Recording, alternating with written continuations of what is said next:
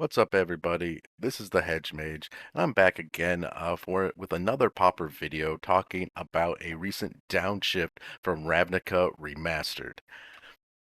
If you would like to support the channel, please give a like and subscribe. And if you can stick around to the end of the video, I will be going over a new brew featuring the card that we are talking about today. That card is Sprouting Renewal. Now, this card costs 2 generic mana and 1 green. It's a sorcery. It has Convoke, and if you're not familiar with this a keyworded ability, what Convoke does is it allows your creatures to help you cast this spell.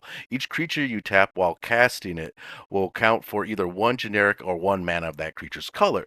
So if you have at least 1 green creature and 2 other creatures, you can essentially cast this card for free, which is kind of what makes this card very powerful. In just about any Eternal format, if you have access to a spell that you may cast for free, there's really no reason not to play that card. But that's a kind of whole nother tangent. So let's get into what this card actually does. So this card has 2 modes, and you must choose one. You can either create a 2/2 green and white Elf Knight creature token with vigilance, or you can destroy target artifact or enchantment. Now, this second mode, I think, is what really makes this card relevant. So, in Pauper at the moment, with the current metagame, enchantments, sorry, play a huge role in lots of decks. I mean, just looking at all that glitters types decks, or boggles, or the various affinity decks that we have now, or just ones that play with lots of utility artifacts, like a lot of Altertron, for example. There are a lot of artifacts that you may want to remove. There are a lot of enchantments that you will want to remove. Certainly the all that glitters archetype, they build their whole plan on running a single enchantment. Not and there's just countless other cards. I mean, I could probably talk for hours on all the different artifacts and enchantments that you may want to remove with Sprouting Renewal. Now, where does this card fit in? And that is kind of like the trickiest part, because right now in the metagame, there isn't necessarily a whole lot of green decks. I think one of the main decks I could potentially see this going into is maybe Golgari Gardens, which is for the most part a mono black control deck that splashes green for a couple key cards. It's not really a green deck, though you do end up getting some green creatures on the field, so you could probably cast this for, I reasonably say you maybe will end up casting this for maybe 1 or no mana. They also play a lot of lands in that deck. It's much more of a mid-range deck, so you could potentially just not really care about the convoke side of things, since paying 3 mana for a spell isn't really that big of a deal for that deck, because they do tend to ramp quite a bit. Or not ramp necessarily, but I think you get the point. They have lands to spare. Another deck that might want to use it is possibly Panza, because they can get rid of any artifacts or enchantments that maybe are stopping them from pushing any damage through, like a Mere Enforcer or something to that effect. Um, so that could probably use it. I don't necessarily think something like Boggles is green, but they don't really have a very interactive plan. As Especially lately, I haven't been seeing even much interaction in their sideboard. They seem to run more cards that want to protect what their plan is, which is trying to get as much damage through and not having their key creatures be sacrificed, since that's the usual tech against them, are edict-like effects or sweepers. Uh, so I don't necessarily see this card going in that, though they are another green deck, so kind of have to think about each green deck that might want to use this. And mono green Stompy could definitely use this. I but you don't really see that deck much anymore. It definitely still exists. I still have encountered it playing at my LGS in local tournaments, but it's not really something I think you are going to encounter a lot of. But there are people that still play that. This is definitely a card that they can use. Um, well, I think the big deck that I think will use this for the most part is going to be elves. Elves, I think, gets the most out of this card, as pretty much almost all the time they are going to be playing this card for free. They won't. They most likely will not be spending mana on this card. Even so, they can generate so much mana that they wouldn't even necessarily need to use the Convoke. I mean, when you got a Priest of Titania out and like six other elves, I mean, you can just play this card and save your mana for other things. It doesn't really matter for them, but that this is it. They are a deck that does like to have some kind of interaction, especially in their sideboard against certain matchups. So this is certainly a card that they may want to use. Not to mention, you can also have the other side of it where you can just create another elf, which is good, especially with Elvish Vanguard. You like to have as many elves entering the battlefield. So that is definitely, I think, probably the best home for this card.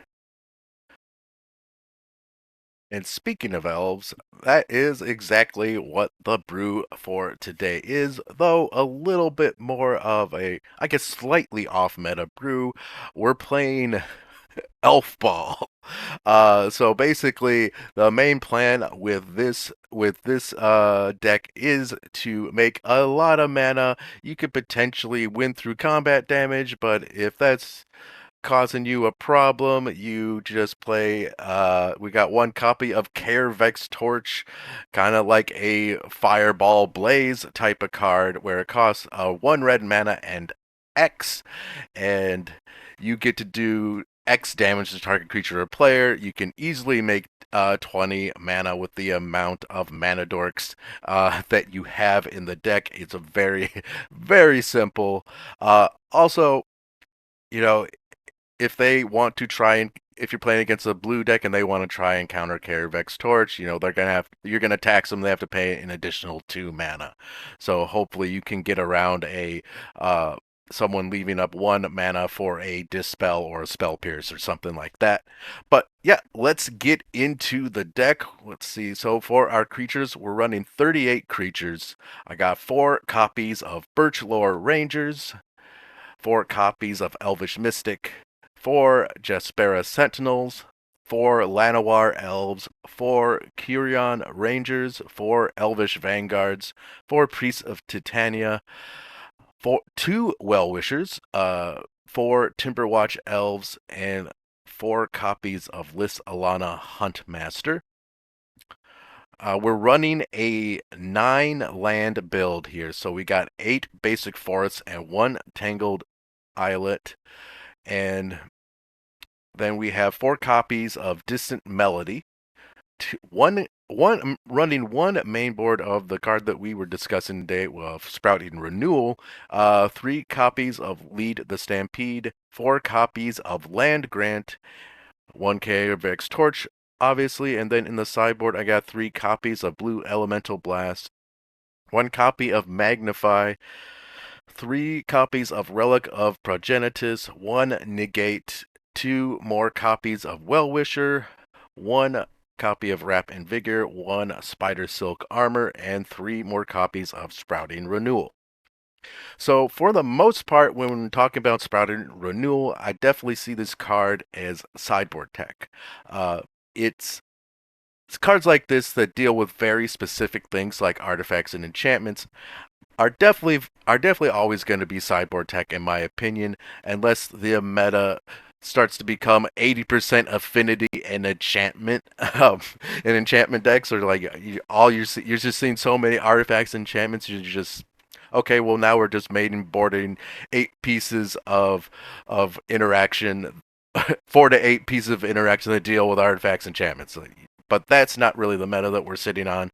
So it's definitely a sideboard thing because you're not necessarily going to want it for every single matchup. I am running 1 copy in the main board just because it does have that utility of creating 1 elf, which synergizes with the rest of the deck. Um, so talking about the rest of the sideboard, obviously blue elemental blast. You're going to bring this in against burn. Also, the two copies of Well Wisher are going to come in there. Also, blue elemental blast can be used against any deck running red. Um, but yeah, definitely against burn, you want your Well Wishers. You want to be gaining as much life as possible. It kind of nerfs them. And then if you're going against any deck where you're expecting some kind of sweeper, running something like Magnify and Wrap and Vigor in the deck is definitely going to help protect you because a lot of our elves have a toughness of 1. So with the available sweepers that are in the format, there's a that you're just going to get your board swept a lot, and that basically nerfs your whole plan. So you're gonna want to be protected from that. Obviously, Relic of Progenitus, any deck running or playing out of the yard. Obviously, Tolarian Terror decks are going to be your main focus there. But there are other, some combo decks that also play out of their graveyard. So you're gonna want that there for that.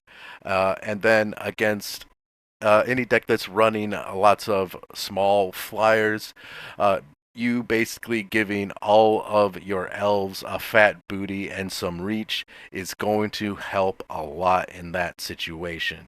Um, and then, obviously, in the deck, we just are running a ton of ramp. I mean, Birch Lore Rangers lets us create a mana of any color, which is why we're mainboarding Distant Melody, also Kaervek's Torch.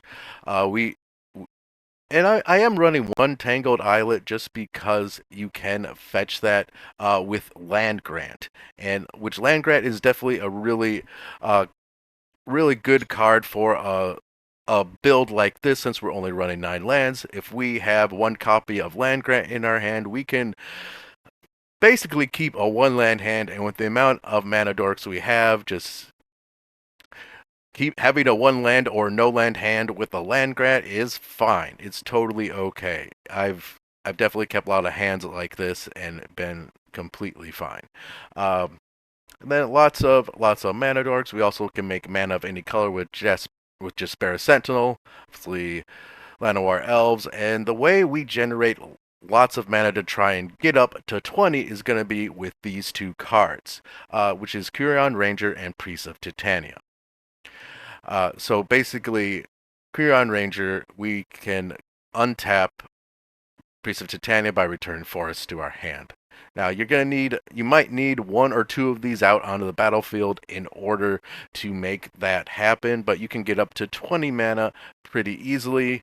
Uh, and obviously, Elvish Vanguard is very much your main aggro piece. Timberwatch Elf, as well as at least Alana Huntmaster to help create more elves, and then hopefully, and if those plans aren't going so well, you always have your Well Wisher to make sure that you don't die before you figure something else out. And here we have 7 cards as well that kind of help fill up our hand. So Distant Melody. We can draw a lot of cards with Distant Melody. I have seen myself drawing sometimes 17 or 20 cards, but you're probably more realistically gonna be somewhere between 6 and 10 generally, but still drawing 6 or 10 for 4 mana is really, really good. Also, Lead the Stampede. Now you can whiff on Lead the Stampede, and it really stings. And another card that you could consider for this instead of Lead the Stampede is Winding Way. However, those cards go to your graveyard. With Lead the Stampede, it doesn't. Also, we generate so much mana that playing a 3 mana spell versus a 2 mana spell, it's okay. It's totally doable. A lot of decks, you definitely want to keeping your mana curve at around 1.5. Basically curving out at 2. But with elves, we got so much ramp that we don't really need to do that. And so yeah, I mean, this is the deck. As always, I will have a link in the description for it, so feel free to check it out.